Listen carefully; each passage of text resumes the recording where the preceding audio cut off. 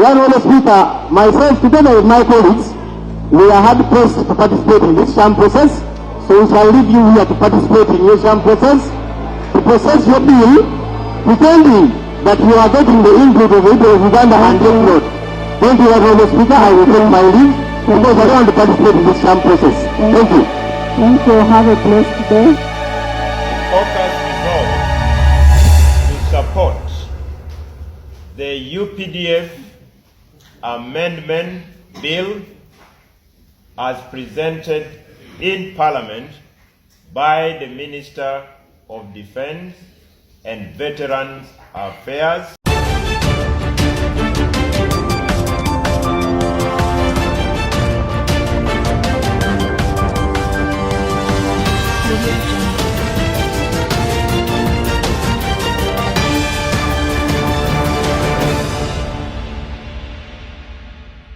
Today, the leader of opposition, SSENYONYI, had decided not to be part of the unconstitutional tendency in Parliament when the UPDF Act was being passed.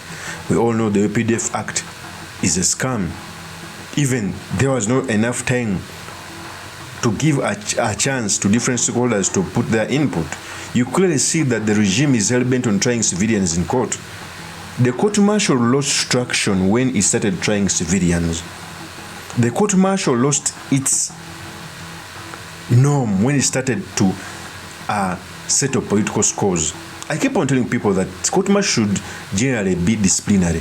Even soldiers don't get justice in this court-martial. So today, leader of opposition moved out of Parliament not to be part and parcel of what's going to be passed. So in this episode, I've come to talk about the decision of the leader of opposition to move out of Parliament when the UPDF Act is being tabled, what it means for our politics, and most importantly, the study materials we can learn from the politics of our nation. But before I do this, I want to let you know that if you're new to this channel, please subscribe. And if you're watching this video from a different platform, please head on to YouTube, type in Sula Mawagali. There's a lot of content of this nature. If geopolitics and economics is what you want, this will be definitely the right channel for you to subscribe to.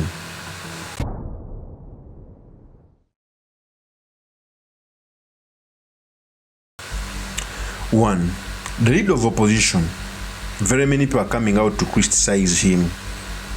In some parts, they are telling him that he should have remained so that he could fight on the floor of Parliament. And on the other hand, some people congratulate him for moving out of Parliament. And the purpose of this video, I've come out to point out as to why I think it was the right decision for the leader of opposition to move out of this Parliament. One, when the leader of opposition moved out of Parliament, he addressed a press gathering to tell them that they will be going to court. And for them to have a proper fight in court, they must not be involved in this thing. Because the court can come out to say that, how come you involved yourselves in the passing of the bill and later you go to court? So it was the best decision. Before I proceed, I want to play a tape when the leader of opposition was announcing and taking out the opposition members out of the floor. Here's the tape. I saw with sadness the government chief whip late in the night. He was speaking to the media.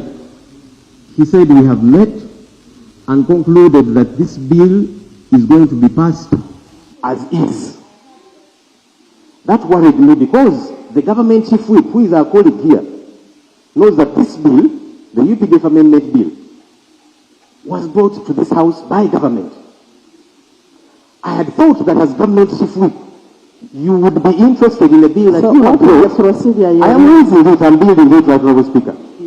I had thought that as government chief whip, you would be interested in input of different stakeholders into your bill as government. But when you bring the bill, and then you say we are going to pass it as is, regardless of any other input, regardless whether consultations have happened or not, that is problematic. That is outside the law. Right, Honorable Speaker, my colleagues, and I want to appreciate them, they make through the night to even put together my minority report. But what you are saying is that that is disregarded. Right, Honorable Speaker, give me the minority. Where is the minority? Is it all right that we sit here and pretend that we are processing a bill within the law, that we are capturing the views of all the other people, and yet not? Because we gave you the benefit of doubt to say, okay, let's partake in this process. But you have abused that. Because you're saying we don't care. And at night, the government chief whip says, regardless, we are passing it as it is. So why did you invite people? Maybe that's why you didn't even give them time. Thank you. Right, Honorable Speaker, finally, I am very hard-pressed, together with my colleagues, for us to sit here and participate in a sham process. And I'm calling it a sham process because it is pretentious. When you bring a bill here, you should give it time for people to have their input. But you are saying, we don't want your input, we are going to pass the bill as is. That's why, Right Honorable Speaker, you did not join in on the committee to give adequate time to the stakeholders. That means this is pretentious, this is a sham for these two bills, the UPDF Amendment Bill and the Political Parties Amendment Bill. So, Right Honorable Speaker, myself together with my colleagues, we are hard pressed to participate in this sham process. So we shall leave you here to participate in your sham process, to process your bill, pretending that you are getting the input of the people of Uganda and your blood. Thank you, Right Honorable Speaker. I will take my leave because I don't want to participate in this sham process. Thank you. Thank you. Have a blessed day. Have a blessed day. Honorable members, next item. Item 4. Item 4 on the order paper.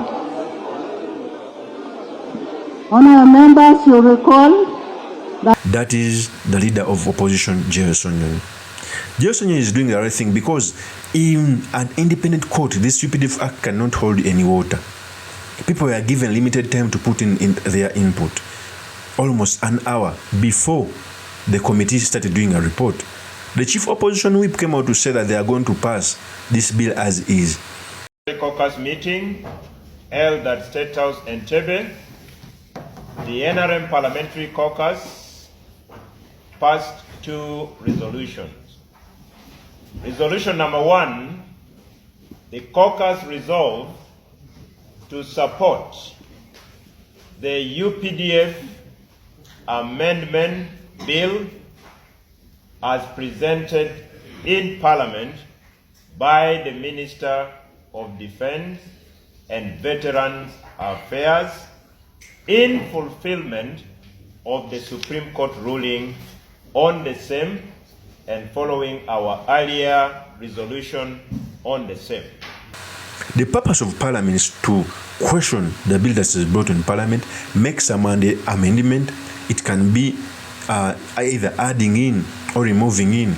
That the chief of opposition came out with a position that they are not removing anything. And for me, I think it's when this matter is taken to court, it cannot even hold water.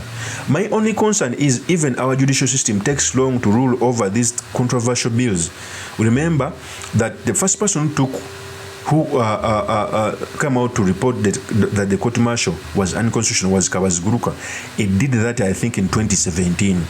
The ruling was reached, I think, in 2023. Almost 7 years. So you clearly see that even if this bill passes, courts may take long to pass out a judgment. And this bill, now it will be an act, it will be used against the opposition. Remember, we are going to an election. There are some people who were arrested in the 2021 election, and now they have spent almost 5 years in jail being tried by the court martial. So the same bill, if the courts don't come out to expedite, the difference between our judicial system and others, they expedite issues. They come out with rulings as soon as possible. So for me, I know that this bill is going to be passed by NRM members of Parliament, but the courts will come out, okay, to throw out this bill. But it will take a long period of time, and this bill is going to be used to try opposition leaders. Don't be deceived, okay? This bill is certainly made for NUP and Bobby Wine. And that is so unfortunate. The only bad feeling I have, that I pray that even people who have passed this bill become victims, so that they can know that next time when you are passing a bill, don't pass a law that has eyes, a law that is passed against someone. This thing should stop. People never learn from our Babas who fought hard for the Poma to be passed. He was the first victim. Ibingira was the first victim of detention without trial, who was a great proponent. So our members of parliament should learn to start passing laws which don't have eyes. I cry for my beloved country, where laws are passed, okay, are passed with eyes to catch someone. I also congratulate the leader of opposition of moving his troops out of parliament so that they can engage the courts, because NRM members of parliament are like pigs. They take what their master tells them, even however unconstitutional it is. Of course, that's my opinion. Leave me a comment by commenting about this. Thank you very much for listening in. If this is your first time on this YouTube channel, I implore you to subscribe, like, and comment so they can be motivated to do more of such videos.